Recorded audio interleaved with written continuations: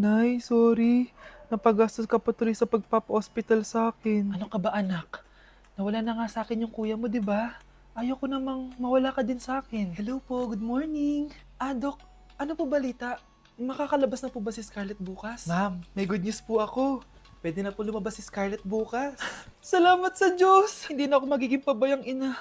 Ayoko na maulit yung nangyari sa kuya mo. Nay, ano pala nangyari kay kuya? Hindi mo pa nakakwento sa akin yun. Ha? Bata pa yung kuya mo anak nung nawala ko siya sa palengke.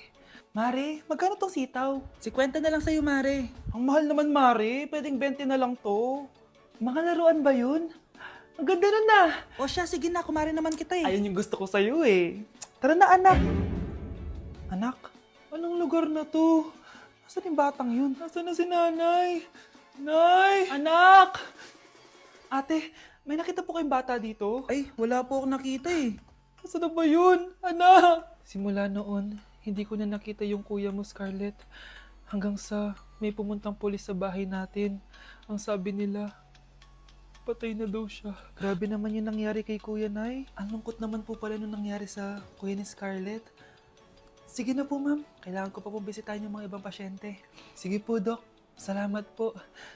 Anak, ang importante, makakauwi ka na bukas. Opo, Nay. Makakapag-thirst trap na ako ulit.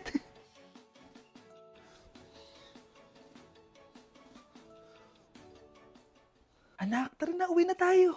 Nay, may pinapabigay pala si Doc sa'yo. Oh, ano naman kaya to?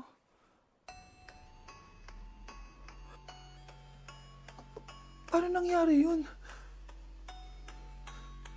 Wow! Gising na siya! Ang pala mo nandito sa bahay. Nay, wag ngayon please. Alam mo, bilib din ako sa'yo eh. Wala na nga tayong makain, nagpabuntis ka pa. Buti pa yung anak ni Rosa, pag-aaral ay natupag. Nakakawalang gana! Yan, umalis ka. Diyan ka magaling. Kasalanan mo to! Sinira mo yung future ko! Ate, please, tigilan mo yan. Walang kasalanan yung bata. Hindi! Dahil dito, galit sa akin si nanay! Kaya dapat mawala na to! Ate, wag! Ate! Anak, kain ka na oh. Nay, Sorry anak ha sa mga sinabi ko. Hayaan mo, babawi ako sa'yo ha. thank you, Nay. Nay, sumasakit yan ko. Nay. Oo, yung pinag-usapan natin ha. Hihintayin ko lang mga anak tong babaeng to. Pag nabigay ko na yung bata, ibigay mo na agad yung pera sa akin ha. Balak ibenta ni nanay yung anak ko. O anak, okay ka lang? Walang iya ka, Nay! Ang sama mo! Akala ko, totoong nagbago ka na. Pera pa rin pala yung nasa utak mo. Abay, bakit? Wala ka nang pakinabang dito. At least yung anak mo, mapapakinabangan ko. Wala ka namang papakain dyan eh. Napakasama mo! Lalayas na ako sa impyernong to! Sige, lumayas ka. Sino tinakot mo? Tignan natin kung saan ka pupulutin.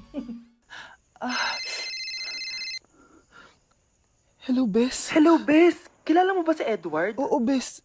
Siya yung ama ng dinadala ko. Mayaman pala sila, Bes. Gusto kanyang makita kasi gusto niyang panagutan yung baby mo. Talaga? Oo, Bes.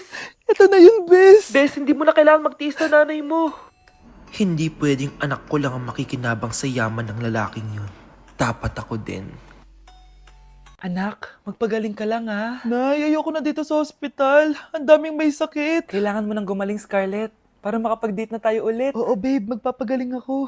Hello. Kamusta na po siya? Doc, okay naman po siya. Pwede na po ba kami lumabas ng hospital? May bad news ako sa inyo. Nay, bad news daw. Hindi naging maganda yung mga resulta ni Scarlett. 3 araw na lang siyang mabubuhay. Hindi pwede.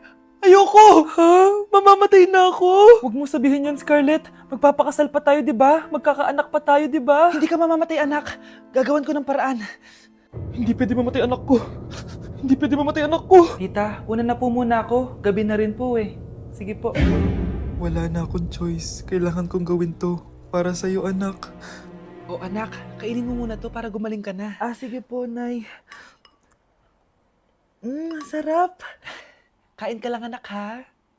Hello. Kamusta siya? Doc, parang lumakas ako ngayon. Talaga anak? Malakas ka na? May good news ako sa inyo. Naging okay lahat ng results ni Scarlett. Grabe, parang himala. Pwede na kayong lumabas dito sa ospital. Makakalabas na tayo ng ospital, Nay! Oo, anak! Gagawin ko lahat para sa'yo, anak. Sa wakas, nakauwi na din tayo, Nay. Namiss ko tong bahay natin. At dahil dyan, pagluluto kita ng paborito mong ulam, anak, para di ka na magkasakit. Grabe, ang sarap naman neto, Nay. Parang kakaiba yung karne neto, pero ang sarap. Kain ka lang, ha? Teka, Nay, dumating po ba yung boyfriend ko? Ah, nandito siya, anak. Totoo, Nay? Nasaan siya? Babe! Ayan siya. Kinakain mo.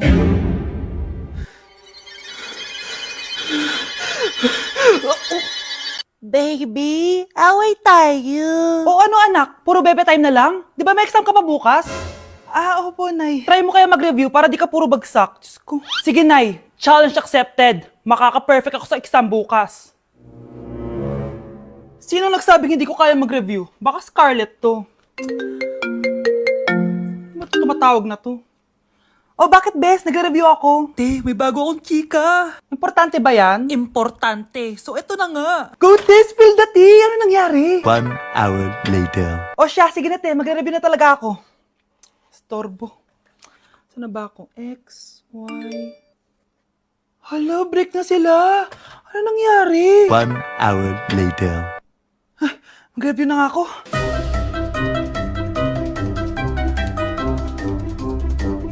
Good morning, anak! Anak, bakit ganyan itsura mo? Hanay, nag-review ako buong gabi. Akala ko puro numbers lang yung math. Bakit may X and Y? Di bale, anak, gamitin mo tong Radiance Glow Pure Blossom Elixirs ng YOU. Meron tong toner essence at illuminating serum. Ano naman yun, Nay? Ano to? Nakaka-bright, prepare, at protecto ng skin. At di lang yun, anak. Nakaka-reduce to ng oiliness at ng skin texture. Suitable to for all skin types, kaya gamitin mo to para fresh ka bago ka mag-exam. Ay, ang fresh nga. Glass skin, no? Super lightweight at super dali lang pala i-apply nito, Nay. Go na, anak. Islay mo na yung exam mo. Good morning, class. Ready na ba kayo mag-exam? Sure nang makaka-perfect ako kasi nag-review ako. First question. Kung 5 ang kinain na pizza ni Maria at 2 ang sapatos ni Cardo, gaano kalayo ang Earth sa black hole?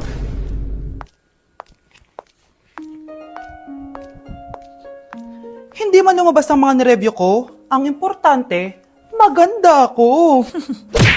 Wow, anak, di ako makapaniwalang may pinapatayo na tayong bahay. Nay, deserve natin to. Ang tagal niyo din itong pinaghirapan. Ah, ma'am, saan ko po ilalagay itong mga semento? Ah, doon na lang sa gilid, kuya. Ah, sige po, ma'am. Excited na ako matapos itong bahay natin, anak. Ah, saan dito? Hoy, wag ka pupunta dyan! Grabe nangyari sa Kawawa kanya. naman siya. Ba't ang daming tao? Ah, engineer, anong meron? Ah, ma'am, yung isa sa mga trabahador namin, na kuryente tapos natabunan ng semento. Ayun, namatay. Ha? Paano nangyari yun? May nag-utos ata sa kanya na ilagay yung semento sa gilid. Eh, madami live wire dun eh. Ay. Ang problema, ma'am, kung tatanggalin pa namin yung katawan niya sa ilalim ng semento, baka hindi agad matapos tong bahay niyo. Hindi pwedeng hindi matapos agad tong bahay na to. Di bale, babayaran ko na lang yung pamilya nung namatay. Nay, sigurado ka ba? Sige po, ma'am. Sige na, ituloy niyo na yan. Congrats po, ma'am. Natapos din yung bahay niyo. Ang ganda, di ba? Wow, ang ganda. Maraming salamat, engineer. Una na po ako, ma'am. Anak, tara, pasok na tayo. Wow, ang ganda ng loob. Nay, hindi talaga ako mapakali na may bangkay dito sa ilalim ng bahay natin. Huwag kang okay, anak. Kasalanan niya naman kung bakit siya namatay eh. Ay, matutulog na lang ako sa bago kong bahay. Wow, ang ganda ng kwarto ko. Ano yun? Kasalanan mo kung bakit ako namatay. Nay! Okay, class. Last 5 minutes. Hirap naman nito. Be, ano sa gusto number 10? Huwag ka mong mapya sa akin, Samantha. Mapapagalitan tayo kay ma'am. Tamot mo naman. Ayaw mo akong pakopyahin, ha? Bilisan nyo, class. 1 minute na lang. Ma'am, nangangopya po si Scarlett sa akin, no? Apakasinungaling mo, Samantha. May nangangopya pala dito. Bagsak ka na sa akin, Scarlett. Apakasama talaga ng ugali mo, Samantha. Nay! O anak, anyari sa'yo? Binagsak ako ng teacher ko. Naniwala kasi siya kay Samantha na nangopya daw ako. Totoo ba yun, Scarlett? Hindi, Nay. Siya talaga yung nangopya sa akin. Walang iya yan, ah. Humanda siya sa akin. Tara, anak. A few moments later. Ah, ma'am, bakit niyo po kami pinatawag dito? Eh, kasi yung anak mo, sinungaling. Siya naman talaga yung nangopya kay Scarlett eh. Hindi po totoo yan. Para malaman natin kung sino nagsasabi ng totoo sa inyong dalawa, mag-quiz na lang kayo ulit. Patay ako nito. Humanda ka ng mapahiya, Samantha. Okay, time's up. Pass your papers. Scarlett, naka-perfect ka. Yes, talino talaga ng anak ko. Samantha, wala kang tamang sagot. Ikaw talaga ang totoong nangungopya. Nakakahiya ka, Samantha. Humanda ka sa akin sa bahay. Tara! Huwag po, Nay. Anak ko, Jollibee, oh. Jollibee. Jollibee. Jollibee. Oh, tulog ka na ulit. Kain tayo dun, Mami, sa Jollibee. Nay, nasusuka ako. Diyos ko, yan na nga ba sinasabi ko eh. Buntis ka na. Ang harot-harot mo kasi. Buntis agad? Di lang ako sanay sa biyahe kaya ako nasusuka. OA mo. May naririnig na naman ako. Sakit sa tenga. Punyeta ka. Pag di mo tinagilan yun, bababa kita dito. Oh, malapit na tayo ah. Anak, okay ka lang? Anak. Anak! Nay, wow! Feeling nasa music video ah! Nay, naiihina ako! Kuya driver, pahinto muna nga sa gas station, ihilang yung anak ko. Ay, salamat, makakapag-CR na din ako. Oh, nasa loob na ba yung lahat? Tara na, sasan ako na to. Nay, tapos na ako.